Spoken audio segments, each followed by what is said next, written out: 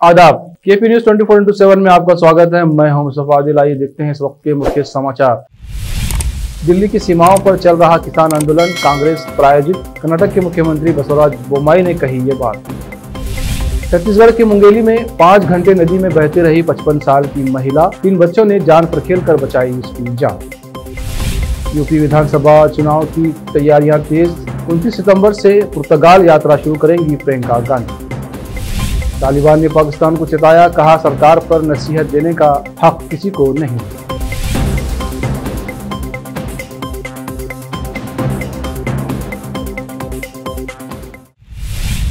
अब समाचार विस्तार से। कर्नाटक के मुख्यमंत्री बसवराज बोम्मई ने दिल्ली की सीमाओं पर कृषि कानूनों के खिलाफ चल रहे किसान आंदोलन को सोमवार को कांग्रेस प्रायोजित बताया है। इसे लेकर विधानसभा में सत्तारूढ़ भारतीय जनता पार्टी और विपक्षी दल कांग्रेस के बीच कहासुनी हुई। बोम्मई ने सदन में महंगाई के मुद्दे पर चर्चा का जवाब देते हुए ये टिप्पणी की है। विपक्ष के नेता सिद्धरामैया ने इसकी आलोचना की। बोम्मई ने कहा कि दिल्ली में ये आपके द्वारा प्रायोजित है। किसान दिल्ली के आसपास आंदोलन कर रहे हैं, ये देश में कहीं और नहीं होगा क्योंकि ये प्रायोजित है। कांग्रेस नेताओं और विधायकों ने इसका कड़ा विरोध किया है। पार्टी के प्रदेश अध्यक्ष जी के शिवकुमार ने इस बयान को किसानों का अपमान करार दिया है और बोम्मई से माफी मांगने को कहा है। नेता प्रतिपक्ष सिद्धरामैया ने इसे सबसे गैर जिम्मेदाराना टिप्पणी करार दिया है। जम्मू कश्मीर के उधमपुर जिले में बड़ा हादसा सामने आया है और भारतीय सेना के हेलीकॉप्टर की क्रैश लैंडिंग हुई है। हादसे में एक जवान शहीद हो गया है और जबकि चालक दल के 2 सदस्य गंभीर रूप से घायल हैं। हेलीकॉप्टर की क्रैश लैंडिंग जम्मू के पटनी टॉप इलाके की शिवगढ़ पहाड़ियों में हुई है। जम्मू कश्मीर पुलिस के एक अधिकारी ने बताया कि हेलीकॉप्टर के दुर्घटनाग्रस्त होने के बाद तेज आवाज आई और पूरे इलाके में धुआं फैल गया। हादसे में पायलट और सह पायलट दोनों गंभीर रूप से घायल हैं। उधमपुर रियासी रेंज के डीआईजी सुलेमान चौधरी ने कहा कि घटना की जानकारी मिलते ही पुलिस टीम को रवाना किया गया है। उत्तराखंड में कांग्रेस के प्रचार अभियान प्रभारी हरीश रावत ने सोमवार को कहा कि वो एक दलित को राज्य के मुख्यमंत्री के पद पर देखना चाहते हैं और उनकी पार्टी इस लक्ष्य को हासिल करने के लिए काम करेगी। पार्टी की परिवर्तन यात्रा के दौरान हरिद्वार जिले के लक्सर में एक जनसभा को संबोधित करते हुए रावत ने कहा कि कांग्रेस ने पंजाब में एक दलित को मुख्यमंत्री बनाकर इतिहास रचा है। रावत ने कहा, आजीवन गाय के गोबर से कंडे बनाने वाली महिला के बेटे को मुख्यमंत्री बनाकर कांग्रेस ने न केवल पंजाब में बल्कि पूरे उत्तर भारत में इतिहास रचा है। पंजाब कांग्रेस के एआईसीसी प्रभारी रावत ने कहा कि जब पंजाब के नए मुख्यमंत्री एक संवाददाता सम्मेलन में अपने गरीब परिवार के बारे में बता रहे थे तो हम सबकी आंखों में आंसू आ गए। उन्होंने दलित के बेटे को पंजाब का मुख्यमंत्री बनाने के लिए सोनिया गांधी और राहुल गांधी को धन्यवाद दिया और कहा कि इतिहास में ऐसे मौके बेहद कम देखने को मिले हैं जब ऐसी नजीर पेश की गई है। गुजरात की एक बंदरगाह से अफगानिस्तान की 19,000 करोड़ रुपए से अधिक मूल्य की लगभग 3 टन हीरोइन जब्त की गई है। अधिकारियों ने सोमवार को यह जानकारी दी। सरकारी एजेंसी ने कहा कि हीरोइन को गुजरात की मुद्रा बंदरगाह पर राजस्व खुफिया निदेशालय ने 2 कंटेनरों में रखी गई ये हीरोइन जब्त की। कार्रवाई में 2 लोगों को गिरफ्तार भी किया गया है। डीआरआई ने कहा कि एक कंटेनर में लगभग 2000 किलोग्राम हीरोइन और दूसरे में लगभग 1000 किलोग्राम की खेप अफगानिस्तान से आई और इसे ईरान के एक बंदरगाह से गुजरात भेजा गया था।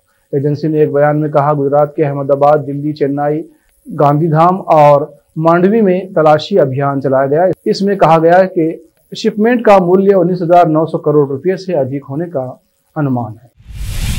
महंगाई को लेकर अक्सर केंद्र पर विपक्ष निशाना साधता रहता है। सांसद से सड़क तक का मुद्दा आमतौर पर विरोध प्रदर्शन की लिस्ट में रहता ही है क्योंकि पेट्रोल, डीजल से लेकर खाने के तेल तक के दाम आसमान को छू रहे हैं। इस पूरे मामले पर बीजेपी के सांसद साक्षी महाराज एक प्रेस कॉन्फ्रेंस में कहते दिखे कि सब्जी तेल की महंगाई दिख रही है, लेकिन कभी शराब और मीट की दुकान पर जाकर पूछा है कि ये इतना महंगा क्यों है। बीजेपी सांसद ने बयान तो दे दिया, कुछ लोग उनके बयान को सही बताते दिखे तो कुछ को महंगाई के सामने ये अजीबोगरीब तर्क बेमानी लगा। साक्षी महाराज की सोशल मीडिया पर जमकर आलोचना होने लगी है।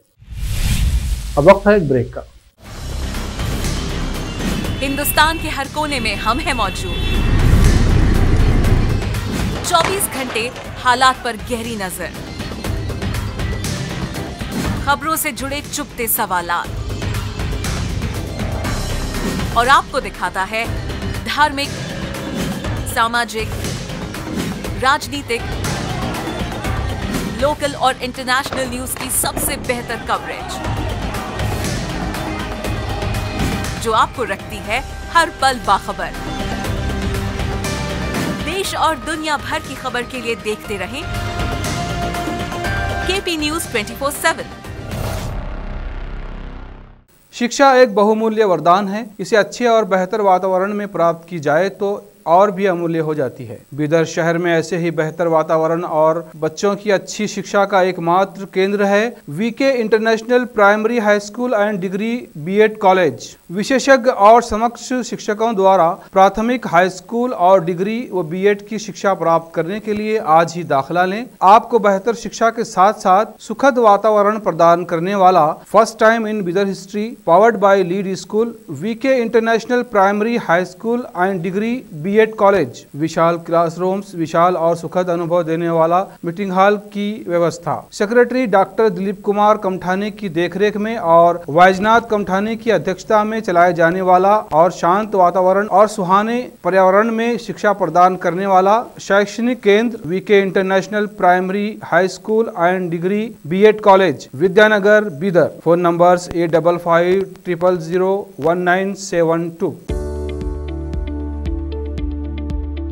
बीदर के पहले Hindi news channel KP news 24/7 के लिए रिपोर्टर, एंकर और अनुभवी न्यूज राइटर की जरूरत है।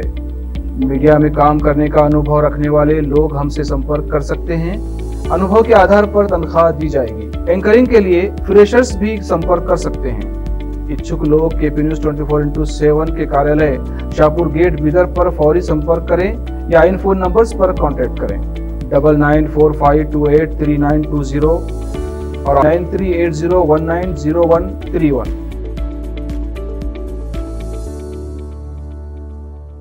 नूर एजुकेशन ट्रस्ट बीदर की ओर से चलाए जाने वाला Noor MEd college Bidar, recognised by NCTE Delhi and affiliated to Gulbarga University, Gulbarga. Admission are open for the academic year 2021-22. विशेषज्ञ और सक्षम शिक्षकों द्वारा शिक्षा प्राप्त करने के लिए नूर एमएड कॉलेज में दाखिला लें और शांत वातावरण में शिक्षा प्राप्त करें। बीदर शहर में बेहतर शिक्षा का एकमात्र केंद्र Noor MEd college, Shahpur gate, Bidar. Phone numbers 9945283920 8482221297। Break के बाद फिर से आपका स्वागत है। आइए देखते हैं आगे के समाचार।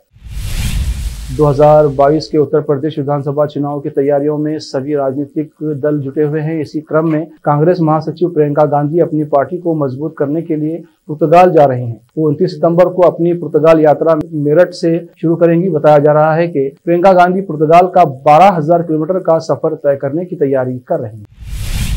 मध्य प्रदेश के रीवा से मानवता को तार तार कर देने वाला वीडियो सामने आया है। एक युवक को बेल्ट से बांधकर दबंगों ने उसकी बेरहमी से पिटाई की है।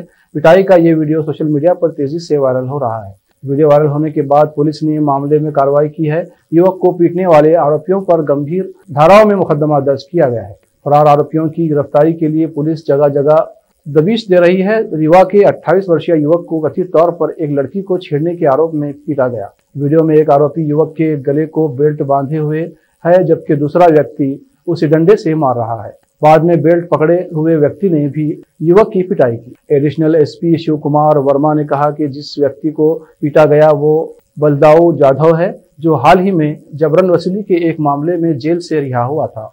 उसने कथित तौर पर एक लड़की को छेड़ा और लड़की के परिजनों द्वारा उसे पीटा गया। हमने भारतीय दंड के तहत 3 लोगों पर मामला दर्ज किया है। आरोपियों की गिरफ्तारी का प्रयास जारी है। छत्तीसगढ़ के मुंगेली जिले के लोरमी इलाके में एक अजीब घटना देखने को मिली है। इस घटना को किसी चमत्कार से कम नहीं माना जा रहा है। यहाँ 55 वर्षीय एक महिला का पैर फिसलने से वो नदी के तेज बहाव में बह गई। बारिश होने के कारण नदी में पानी का बहाव काफी तेज था। महिला लगभग 5 घंटे तक नदी में बहती रही। इस दौरान वो करीब 20 किलोमीटर दूर दूसरे गांव में पहुंच गई। पुलिस ने आसपास के गांव में अलर्ट भी करा दिया। महिला को नदी में बहते देखकर लोगों को लगा कि उसकी मौत हो चुकी है, लेकिन 3 बहादुर बच्चे लहरों का सामना करते हुए महिला तक पहुंचे और उसकी जान बचा ली।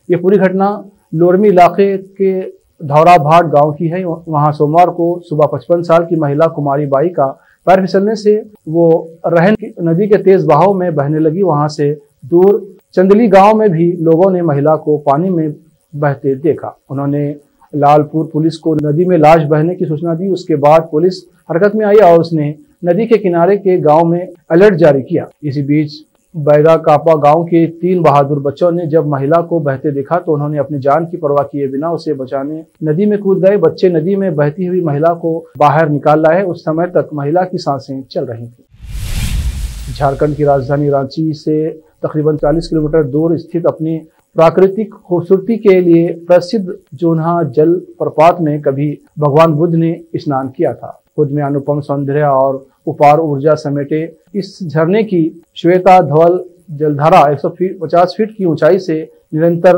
प्रवाहित होती रहती है। जल प्रताप की ऊर्जा और शक्ति को 19 साल की तीरंदाज सावित्री कई वर्षों से करीब से महसूस कर रही हैं। उनका संघर्ष, जुनून और बुलंद इरादे जोन्हा जलप्रपात से किसी भी मायने में कम नहीं है। यहाँ की सीढ़ियों पर भी सामान्य सी दिखने वाली सावित्री के जज्बे की गहरी और अमिट छाप दिखती है। सावित्री रोजाना तीरंदाजी का अभ्यास करने घर से प्रशिक्षण केंद्र जाने के क्रम में झरने के निचले हिस्से से ऊपर सड़क तक आती है। इस क्रम में वो प्रतिदिन तकरीबन 735 सीढ़ियां चढ़ती है और उतरती है। इस क्रम में वो अपनी साइकिल को सिर और कांधे पर लेकर चलती हैं। शाम को घर वापसी के वक्त भी सीढ़ियां उतरने में यही प्रतिक्रिया दोहराती हैं। जोन्हा के पास ही स्थित कोनारडी गांव की रहने वाली सावित्री हर दिन झरने से होकर गुजरती हैं। झरने के इस पार सावित्री का गांव है और वहां से तकरीबन 10 किलोमीटर दूर उस पार जोन्हा तीरंदाजी प्रशिक्षण केंद्र स्थित है। साइकिल चलाकर झरने की सीढ़ियों को पार नहीं किया जा सकता,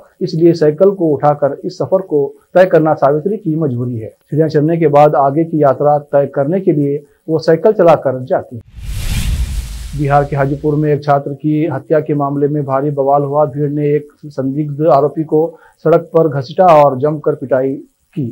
संदिग्ध आरोपी युवक को लेकर पुलिस ने खुद को एक मकान के अंदर बंद कर लिया, लेकिन हजारों की हिंसक भीड़ पुलिस को घेर कर हंगामा करने लगी। बेकाबू लोगों को समझाने के लिए पुलिस ने मृतक छात्र के पिता को मौके पर बुलाया और बेकाबू हालात को संभालने के लिए पुलिसकर्मियों ने हवा में पिस्टल लहराया और लाठीचार्ज किया। भारी पुलिस बल के साथ पहुंचे एसपी ने काफी जद्दोजहद के बाद आरोपी को भीड़ से निकालकर थाने पहुंचाया।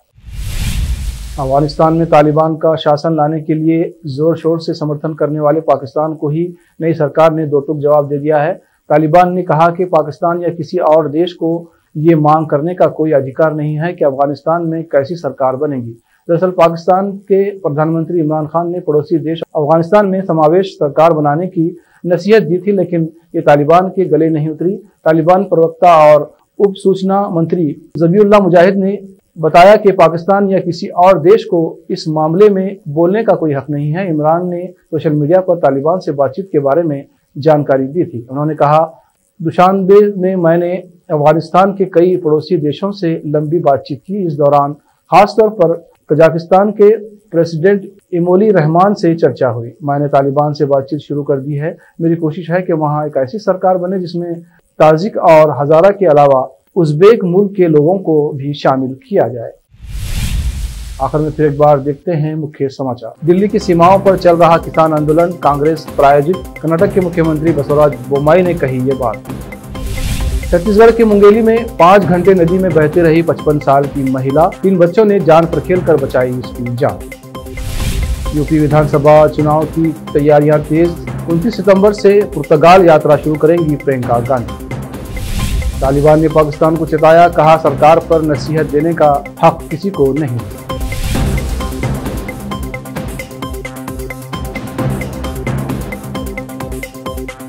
केपी न्यूज में फिलहाल इतना ही। देश प्रदेश के समाचारों के लिए देखते रहिए केपी न्यूज 24/7। 6 बजे के इन समाचारों के फौरी बाद देखिए केपी न्यूज 24/7 की स्पेशल रिपोर्ट किसान दोस्त, जिसमें एक किसान दोस्त व्यक्ति ने खेती करने का नया अंदाज अपनाया है। धन्यवाद।